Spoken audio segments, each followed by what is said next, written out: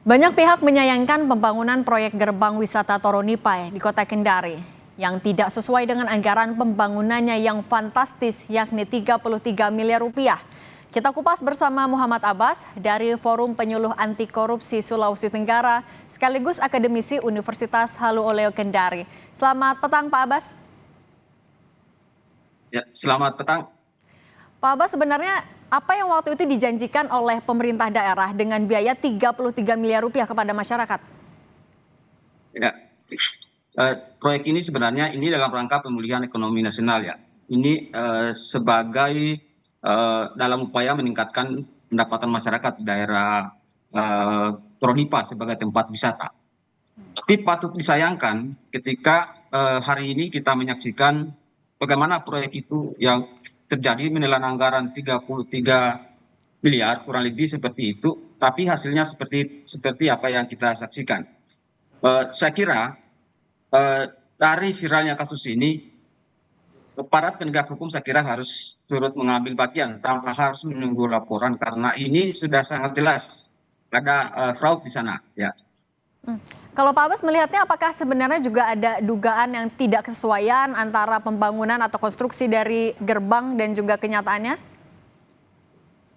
Ya, kalau kita lihat, saya kira dugaan korupsinya itu sangat jelas ya, sangat jelas di sana. Kalau kita mengacu ke undang-undang tindak pidana korupsi misalnya dari 7 bentuk korupsi, saya kira kecurangan itu sangat nampak di situ. Dan ini saya kira pasti melibatkan banyak pihak ya, pasti melibatkan banyak pihak, terutama juga kontraktor. Kalau kita lihat hasilnya seperti itu, sebenarnya proyek ini sudah cacat sejak lahir ya, mulai dari perencanaan saya kira hingga pada pengawasan. Kita saya kira menyaksikan misalnya bagaimana hasil korupsi di sektor pinjaman dana PEN ini. Ini bukan hanya terjadi di Sulawesi Tenggara saya kira, tapi di seluruh Indonesia. Oleh karena itu saya kira ini perlu mendapat perhatian khusus ya dari aparat penegak hukum supaya kasus-kasus seperti ini tidak terus-menerus terjadi. Dan itu kelihatannya para birokrasi kita ini perlu penguatan ya. Oke, tapi Pak Abbas kalau Anda melihatnya sebenarnya apa yang harus dilakukan oleh PJ Gubernur sebagai bentuk pertanggungjawaban juga kepada masyarakat? Auditnya harus seperti apa? Ya, saya kira PJ Gubernur sebaiknya dilakukan audit investigasi. Kalau perlu dilakukan audit dengan tujuan khusus. Karena ini sudah jelas ya, unsur korupsinya sangat jelas. Jangan lagi misalnya meminta APIP ya. Karena dari berbagai pengalaman selama ini misalnya, proyek-proyek seperti ini kan sudah pasti menjadi tanggung jawab APIP dalam pengawasannya. Tapi kok masih terjadi seperti ini? Maka itu juga patut diduga sebenarnya APIP tidak secara konsisten melakukan pengawasan. Ya.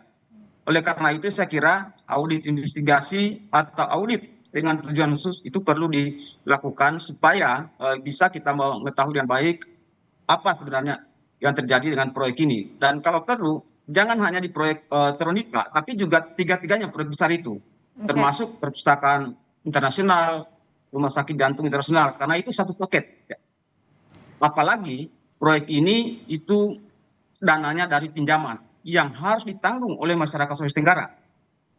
Kita menyaksikan misalnya, ya. Pak Abbas, tapi kalau yang sejauh yang Anda tahu untuk pembangunan gerbang ini sendiri saat tendernya dilakukan sesuai proses, sesuai dengan aturan? Ya, saya tidak secara jelas punya informasi tentang itu. Tapi kalau kita melihat kasus, ya berbagai kasus yang ada misalnya, tender proyek ini kan hampir ya, apalagi proyek-proyek besar itu biasanya sudah diatur. Malah belum di DPR pun itu sudah dipesan. Dan di situ temuan diperkuat juga dengan temuan KPK misalnya. Bagaimana di pengadaan jasa dan barang itu menjadi salah satu ya kasus korupsi yang paling besar ditangani oleh KPK. Dan itu saya kira masalahnya memang terjadi sejak perencanaan hingga pada saat pengawasan. Coba misalnya kita mendengar bagaimana sebuah proyek besar misalnya belum disetujui di DPR, tapi pemenangnya sudah diketahui. Pemenangnya sudah jelas. Dan itu terjadi di mana-mana saya kira. Apalagi di Sulawesi Tenggara, di mana transparansi dan akuntabilitas itu sangat lemah. Oke, baik. Pak Abbas, terima kasih sudah berbagi di Kompas Petang. Sehat selalu, Pak Abbas. Terima kasih.